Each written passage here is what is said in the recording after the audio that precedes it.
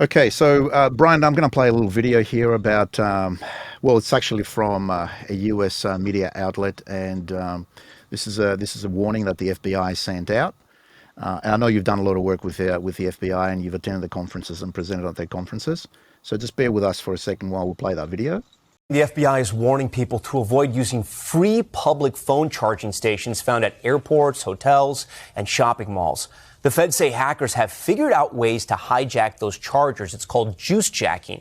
They can use them to infect your phone or laptop with malware that lets them steal personal information or even access accounts. The agency says the safest alternative is to carry your own charger and USB cord and plug it into an ordinary outlet. We just watched the FBI warning us about the public charging stations and the hacking that we're exposing ourselves to.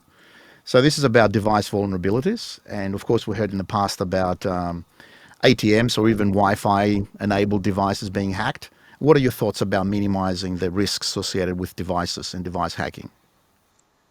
Yeah, I'll come back to the car, and people are going to say I'm nuts, right? And that's perfectly fine. But I would like to see the introduction of minimum security standards put onto devices.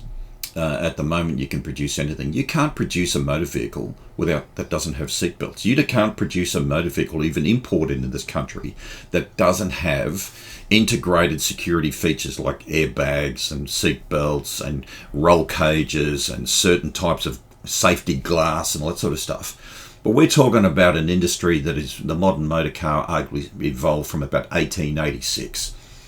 Worst consequence was, of course, road death. And we've seen how that technology of the motor vehicle has been integrated with security features over that time, and we now have a very rigid and strict and controlled safety regulatory framework around it. Are we thinking about that from a device perspective? Even the way the devices are put together.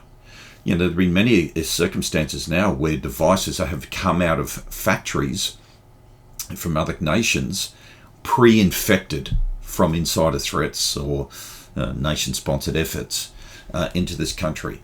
And how can you sell then? Can organisations not be accountable or can sell and distribute pre-infected devices? We just need to start thinking about what are the safety issues associated with devices.